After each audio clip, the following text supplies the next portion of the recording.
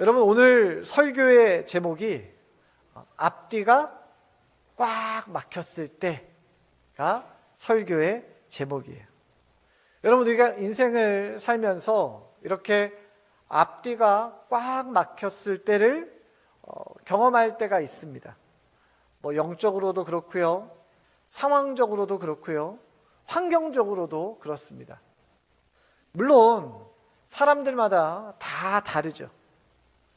하지만 공통점이 있다면 그 누구도 이런 앞뒤가 꽉 막혀 있는 상황을 경험하고 싶어 하는 사람은 없다라는 거예요. 우리가 그때를 돌이켜보면 참 답답하다라는 생각밖에 안 들죠. 오늘 우리가 읽은 본문에도 보면 지금 앞뒤가 꽉 막혀서 답답한 마음을 가지고 있는 사람이 등장을 합니다. 자, 오늘 본문을 차근차근 보면서 우리가 앞뒤가 꽉 막혔을 때 성경은 우리에게 어떤 답을 제시해주고 있는가 함께 나누기를 원해요. 자, 먼저 우리 8절을 한번 읽어보도록 하겠습니다.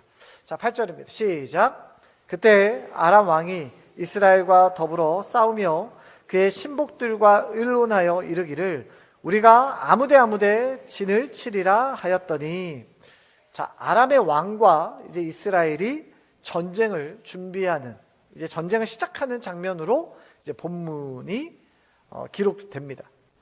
아람 왕, 그의 장관들이죠, 신복들과 함께 회의를 해요. 자, 우리가 아무데 진을 치자. 그래서 이제 이스라엘 백성들과 싸우자. 자, 여기서 아무데라고 하는 건 어떤 특정한 장소를 말하는 것이 아니라 그냥 의미는 없지만 이런 곳에 우리가 진을 치자라는 뜻입니다. 자, 그러면 이제 아람이 이스라엘과 전쟁을 준비하고 있는데 그럼 왜 전쟁을 하려고 하느냐? 왜 전쟁하려고 하느냐? 자, 이 질문에는 좀 이 지역적인 것들을 볼 필요가 있습니다. 자, 좀 이해하기 쉽도록 제가 지도를 좀 준비해 와봤는데요. 자, 보시면 우리가 종종 보던 이스라엘의 지도입니다. 자, 아람이라는 곳이 어디 있는가? 아람이 바로 이 북쪽에 있어요. 자, 동그라미 친 데 보이시죠? 저기가 바로 아람입니다. 자, 그러면 이스라엘은 어딘가? 이스라엘은 갈릴리를 기준으로 해서 이 좌측편에 있는, 제가 이렇게 녹색으로 표시되어 있는 바로 저곳이 이스라엘이에요. 자, 아람은 이스라엘의 북쪽에 위치해 있습니다. 북쪽에. 자, 그런데 이 지도를 좀 더 크게 보면, 여러분, 당시에 이 고대 근동의 패권을 쥐고 있는 나라가 있어요. 그야말로 요즘 말로 하면 선진국 중에 선진국이죠. 자, 거기가 어디냐? 그곳은 이 나일강을 바탕으로 하는, 즉 문명의 중심지라고 하는 당시의 패권 국가인 애굽, 이집트가 당시의 패권 국가입니다. 위치가 어디냐면 바로 보시는 왼쪽 아래쪽이에요. 많은 주변에 있는 나라들은 선진국이었던 애굽과 교역을 해야 됐습니다. 그리고 애굽과 잘 사이좋게 지내야 갈등 없이, 어려움 없이 지낼 수가 있었어요. 자, 아람 입장에선 이 애굽과 교역을 하기 위해서, 소통하기 위해서 어떻게 길을 잡아야 되냐? 갈릴리를 중심으로 오른쪽으로 내려오는 길과 또 하나는 이스라엘 쪽으로, 갈릴리 왼쪽으로 오는 길이었어요. 하지만 오른쪽으로 오는 길은 쉽지 않았습니다. 때문에 아람이 선택한 길은 어디냐? 바로 갈릴리 왼쪽에 이스라엘을 통과하는 길이에요. 바로 이렇게 통과를 합니다. 자, 그런데 이 이스라엘을 통과해야 되는데, 자, 우리가 너희 땅을 좀 통과하려니까 길을 좀 열어다오 하면 이스라엘이 네, 지나가십시오 합니까? 그러지 않죠. 이스라엘과 같이 화친하며 이 길을 뚫기보다는 그냥 무력으로 평정하는 게 낫겠다라고 아람 왕이 생각했어요. 그래서 이제 전쟁을 버리는 겁니다. 전쟁 준비를 마쳤어요. 그리고 이제 자신의 부하들과 함께 전쟁을 시작했습니다. 자, 그런데 이상한 일이 생겨요. 이게 좀 한두 번이면 우연이겠거니 할 텐데, 아람의 군대가 기습을 하는, 이스라엘을 기습하는 곳마다 이스라엘 군대가 이상하리만큼 대비가 잘 되어 있는 거예요. 준비를 잘하고 있는 거예요. 방비가 잘 되어 있는 거죠. 자, 10절입니다. 우리 한번 10절을 같이 읽습니다. 시작. 이스라엘 왕이 하나님의 사람이 자기에게 말하여 경계한 곳으로 사람을 보내 방비하기가 한두 번이 아닌지라. 자, 이스라엘 왕이 하나님의 사람이 자기에게 말하여 경계한 곳으로 사람을 보냈어요. 여기서 말하는 하나님의 사람이 누구예요? 엘리사입니다. 엘리사. 이 사건의 배후에는 엘리사가 있어요. 자, 그런데 아람의 왕은 그 사실을 압니까? 모릅니까? 몰라요. 아람 왕 입장에서는, 아니, 이거 분명히 비밀 작전인데 내 부하들과 같이 비밀에서 논의해서 작전을 세운 건데 왜 이게 자꾸 걸리냐? 자, 그래서 아람 왕이 이렇게 이야기합니다. 11절이에요. 같이 읽습니다. 시작. 이러므로 아람 왕의 마음이 불안하여 그 신복들을 불러 이르되 우리 중에 누가 이스라엘 왕과 내통하는 것을 내게 말하지 아니하느냐 하니, 우리 중에 분명 스파이가 있다. 스파이가 있다. 배신자가 있다. 누구냐? 찾아라. 그러자 신하 중에 한 사람이 이렇게 말을 합니다. 12절입니다. 시작. 그 신복 중에 한 사람이 이르되 우리 주 왕이여 아니로소이다.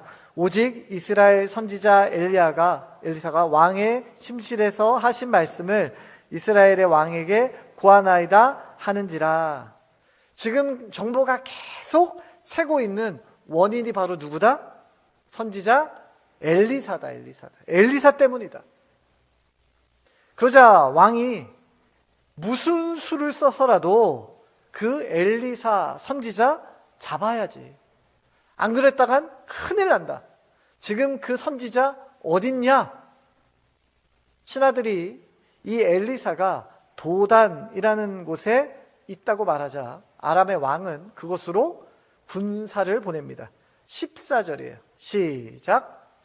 왕이 이에 말과 병거와 많은 군사를 보내매 그들이 밤에 가서 그 성읍을 에워쌌더라.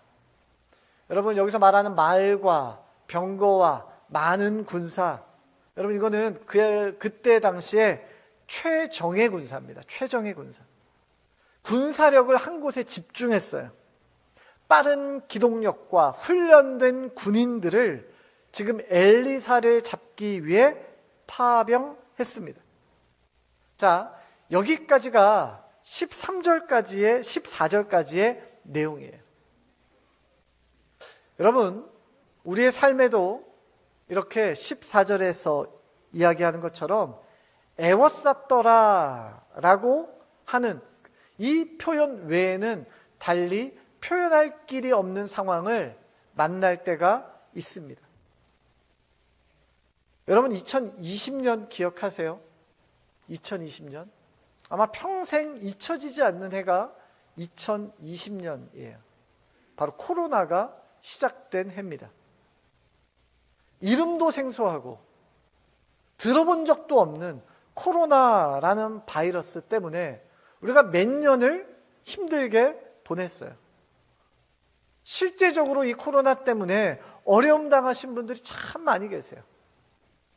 제가 아는 어떤 분도 기대를 가지고 개업을 했습니다. 개업한 지 일주일 만에 코로나가 터졌어요.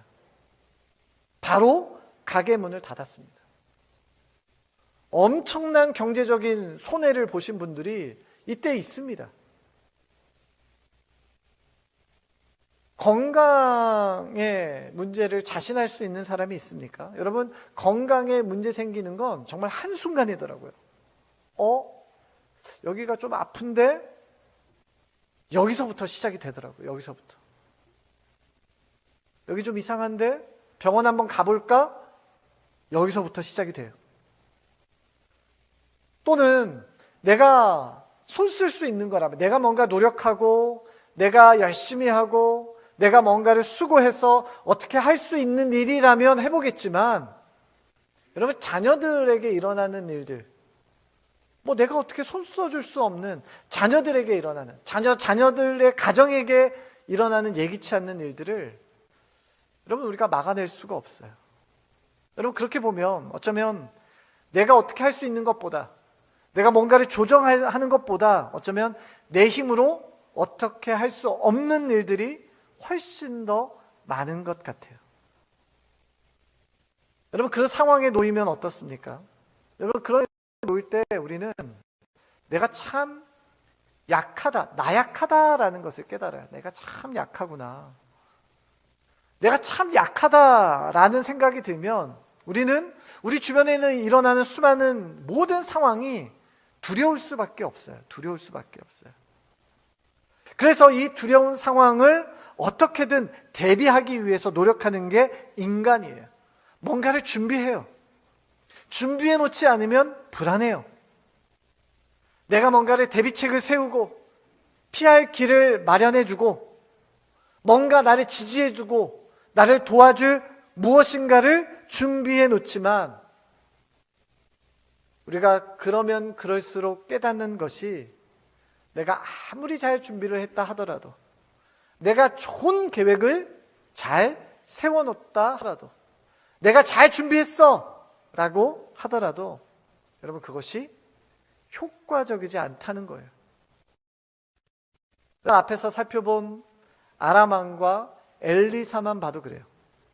여러분, 겉으로만 놓고 보면 지금 이 상황은 분명 엘리사가 두려워해야 될 상황이죠. 그런데 엘리사는 두려워하지 않아요. 아람 왕은 힘을 가지고 있어요. 권력을 가지고 있어요. 그가 가지고 있는 것이 많으니 아마 아람 왕은 평안했을 거예요. 겉으로만 보면. 하지만 여러분, 그 내면을 보면 어떻습니까? 정반대죠. 엘리사는 평안했던 반면 아람 왕은 11절에서 기록하고 있는 것처럼 불안했다라고 기록해요. 불안했다. 여러분, 그렇다면 엘리사는 어떻게 이 상황에 평안을 유지할 수 있었을까요? 앞뒤가 꽉 막혀서 피할 길이 없는 것처럼 보이는 이 에워싸있는 이 상황에서 어떻게 엘리사는 평안했을까요? 여러분, 변화무쌍한 오늘날 이 시대에 성도들이 붙들 영적인 키워드, 이 세상에서 붙들 영적인 키워드를 오늘 본문을 통해서 함께 발견해 보려 합니다. 자, 엘리사의 사환이 아침에 일어났어요. 아침에 일어나 보니 아람 왕의 군대가 자신들을 빙 둘러싸고 있는, 포위하고 있는 것을 보았습니다.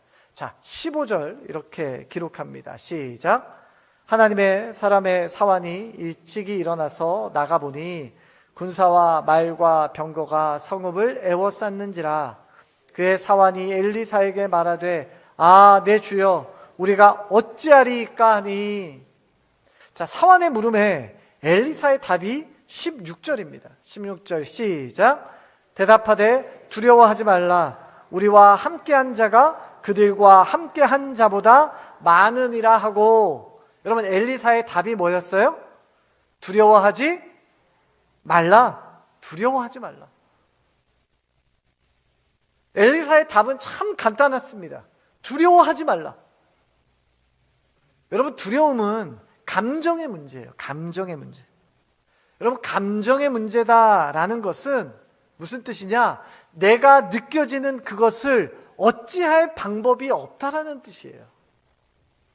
여러분, 이제부터 두려움이 찾아올 때 두려워하지 말아야지 라고 생각해서 두려움이 없어진다면 얼마나 편해요. 그랬으면 좋겠어요. 두려워하지 말아야지. 그러면 두려움이 떠나가고, 슬픔이 왔을 때 슬퍼하지 말아야지. 그러면 슬픔이 떠나지면 얼마나 좋아요. 여러분, 그런데 감정이라는 것은 우리가 어떻게 할 수 없는 거예요. 두려움이 찾아왔을 때 내가 뭔가를 결심하고 결단한다고 해서 그것이 사라지지 않아요. 불가능한 거예요.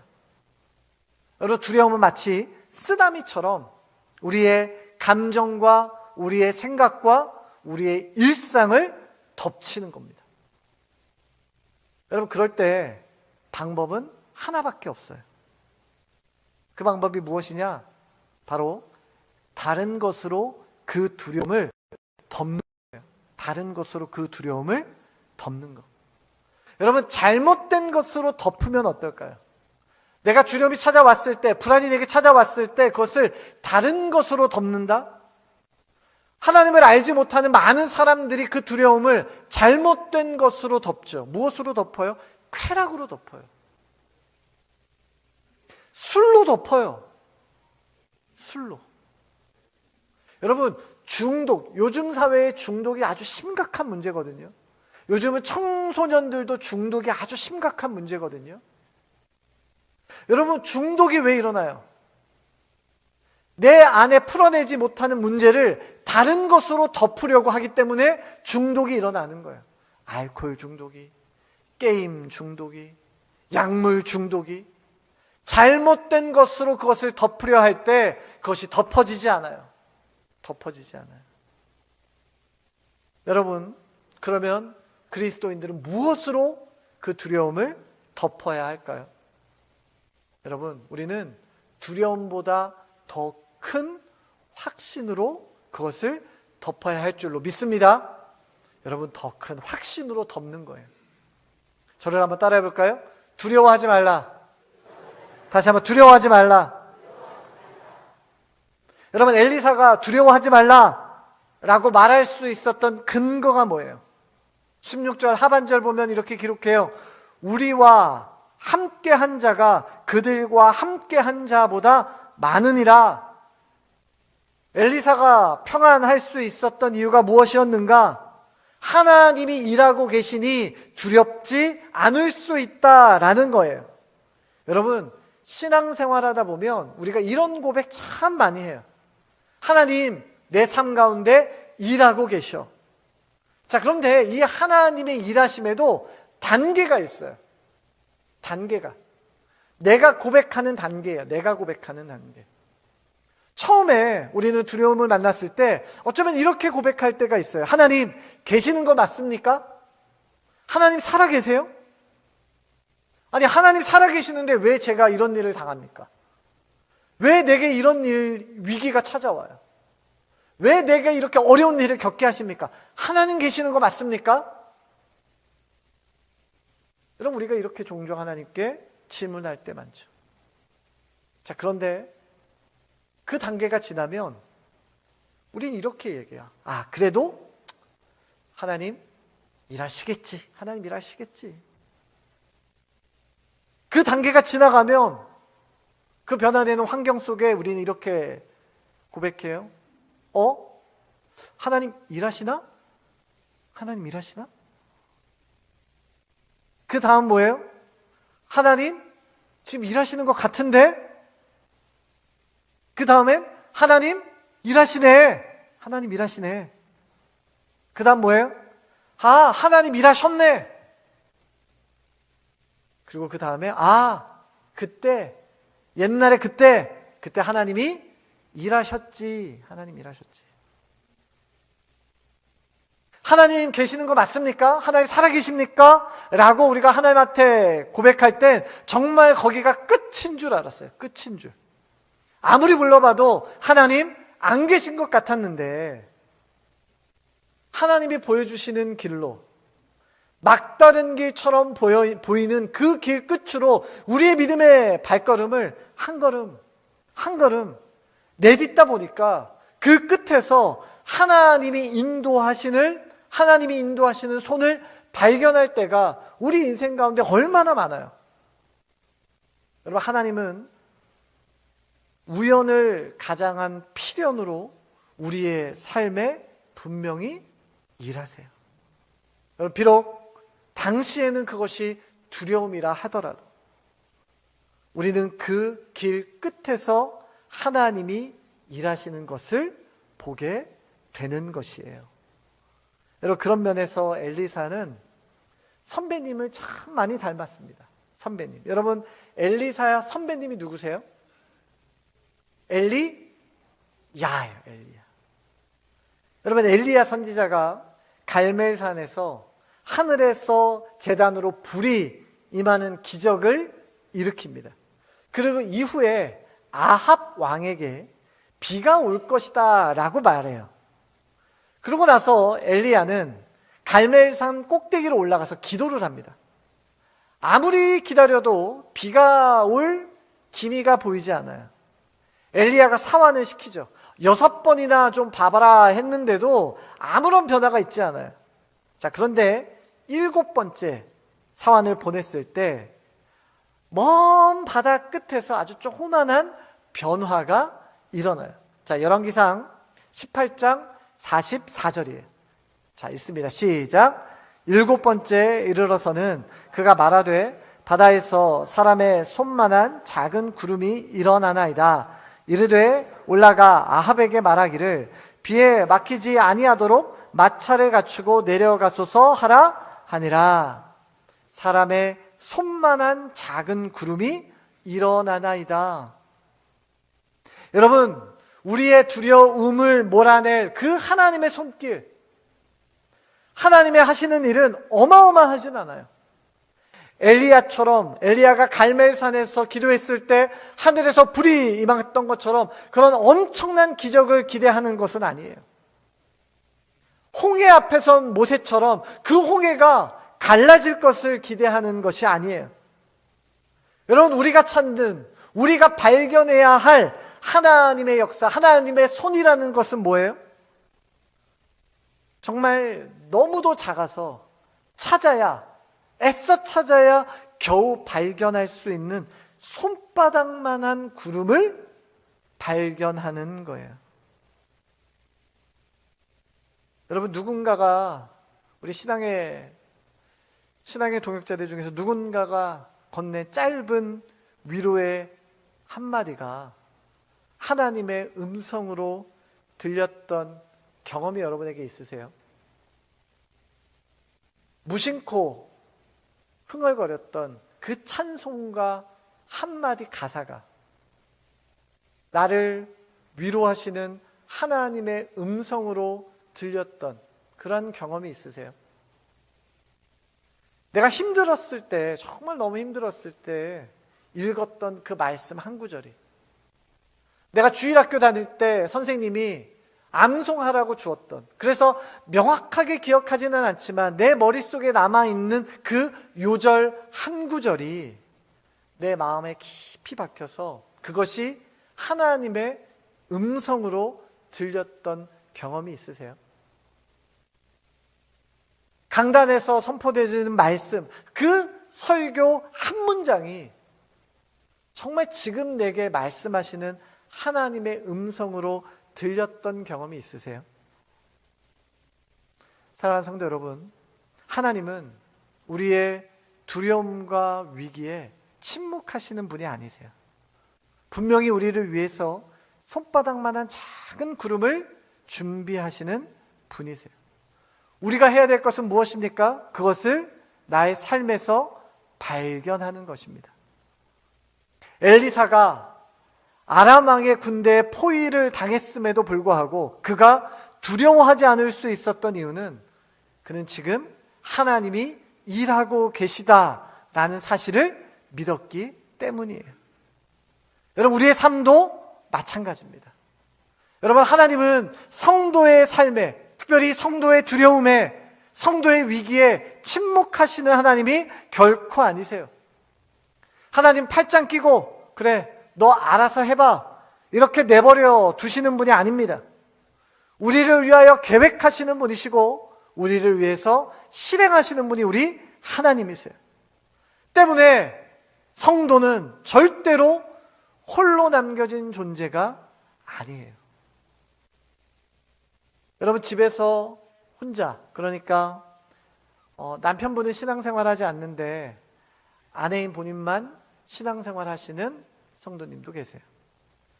혹은 반대로 아내는 신앙생활 하지 않는데 남편분만 신앙생활 하시는 분도 계시고요. 또는 온 집에서 나만 홀로 신앙생활 하시는 분도 계세요. 여러분, 그런데 걱정하지 마세요. 여러분은 혼자가 아니에요. 여러분은 혼자 그곳에 있는 것이 아닙니다.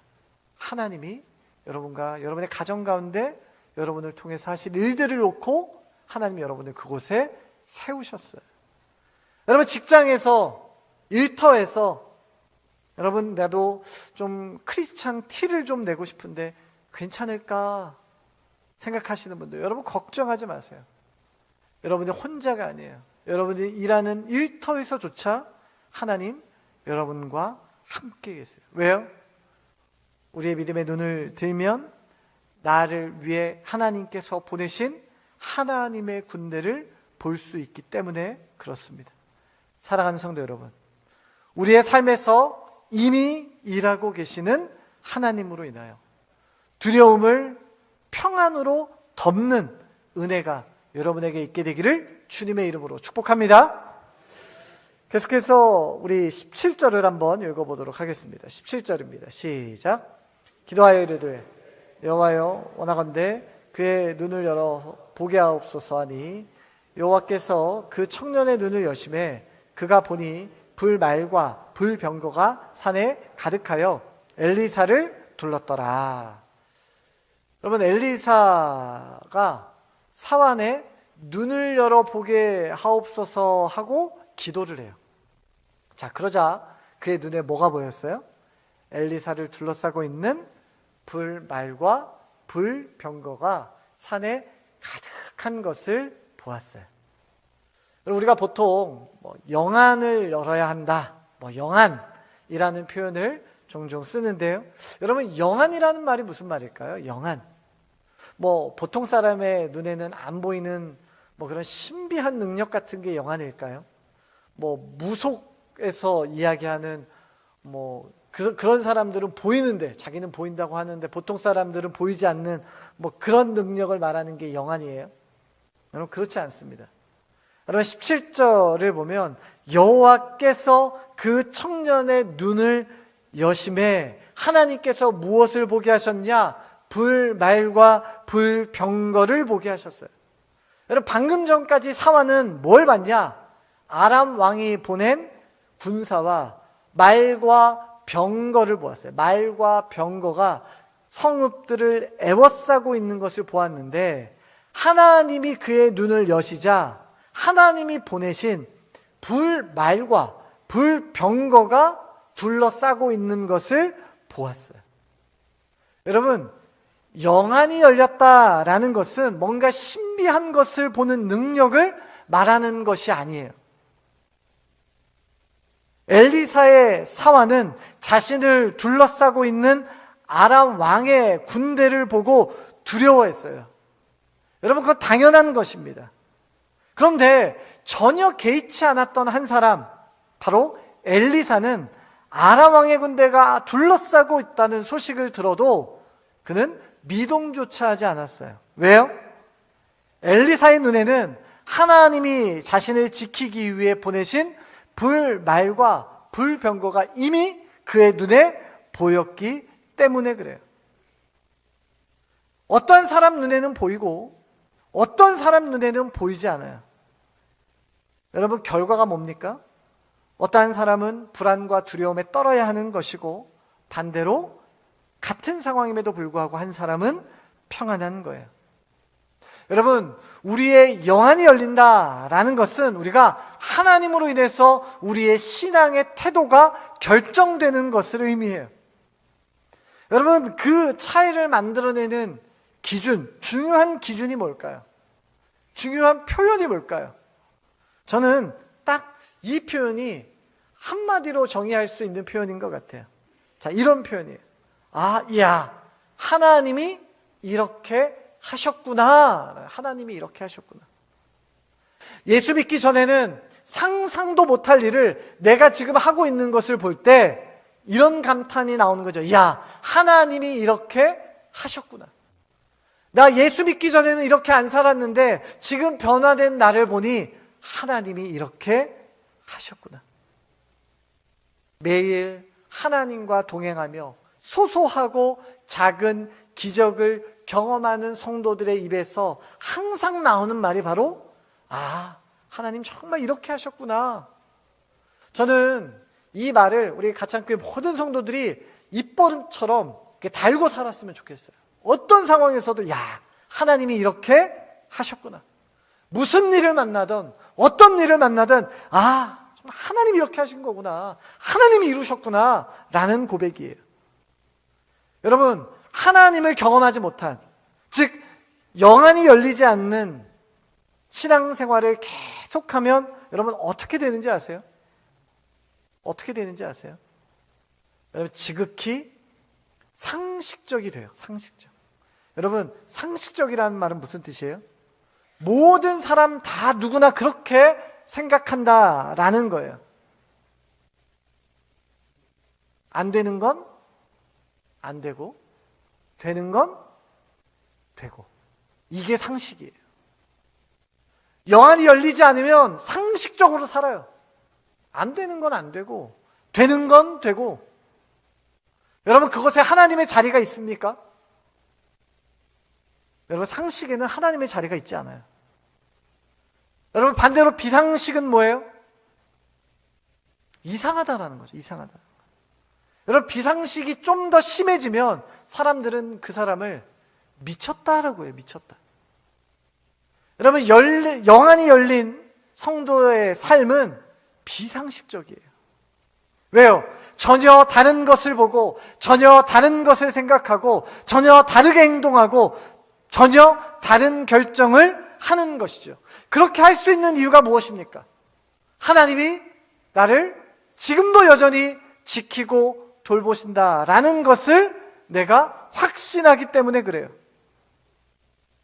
여러분, 그래서 성도의 삶은 비상식이 되어갈 때 우리는 그 안에서 하나님이 일하심을 발견하게 되는 것입니다.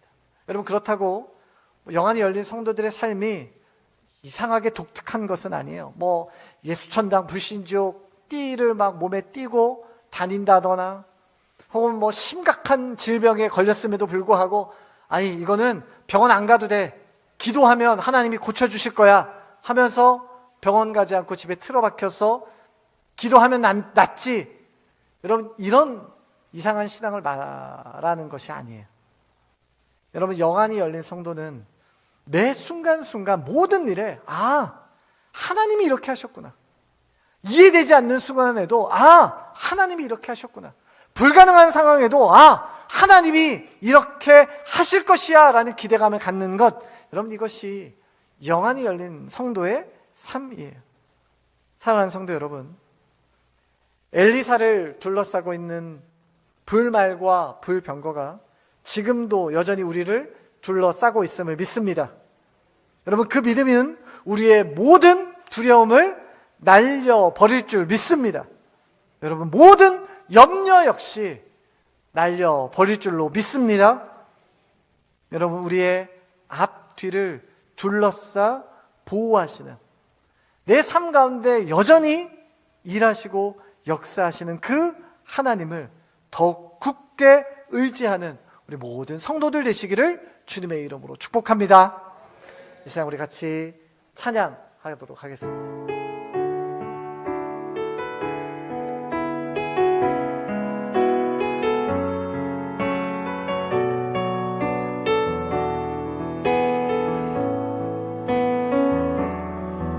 나의 저물어 갈 때, 힘들에서 걸을 때, 그때가 하나님의 때. 내 힘으로는 안 될 때, 빈손으로 걸을 때, 그냥 고백해 여호와 이래. 주가 일하시네, 주가 일하시네, 주께 아끼지 않는 자에게. 주가 일하시네, 일하시네 주가 일하시네 신뢰하며 걷는 자에게 다시 한번 합시다. 날이 저물어 갈 때, 나를 저물어 갈 때 힘들에서 걸을 때 그때가 하나님 때 내 힘으로 안 될 때 빈손으로 걸을 때 그가 고백해 여호와 주가 일하시네. 주가 일하시네 주가 일하시네 주께 아끼지 않는 자에게 주가 일하시네 주가 일하시네 신뢰하며 걷는 자에게 주가 일하시네. 주가 일하시네 주가 일하시네 주께 아끼지 않는 자에게 주가 일하시네 주가 일하시네 신뢰하며 걷는 자에게 주가 일하시네. 주가 일하시네 주가 일하시네 주께 아끼지 않는 자에게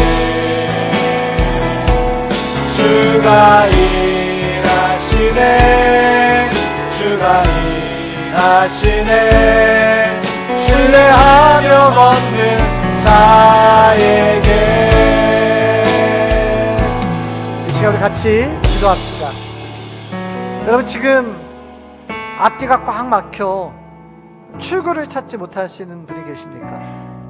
그것이 삶의 문제든 영적인 문제든 출구가 보이지 않아서 그냥 그 자리에서 우두커니 서 계시지는 않습니까? 여러분, 우리가 이때 해야 될 것이 뭐예요? 내 삶에서 가장 작은 역사, 손바닥만한 작은 하나님의 일하심부터 발견하는 것이, 그것이 우리에게 확신이죠. 하나님이 내 삶에 이렇게 일하시는구나, 일하셨구나. 여러분, 이 시간 기도할 때 하나님의 역사를 볼 수 있는 영안을 내게 열어 주시옵소서. 막다른 길 같은 나의 삶에 길을 만드시는 하나님을 나의 삶에서 경험하게 하여 주시옵소서. 은혜로 나의 삶을 덮으시는 하나님, 그 하나님을 만나는 인생 되게 하여 주시옵소서. 이 시간 우리 주님 이름 한번 부르짖고 같이 한 목소리로 기도합니다. 주여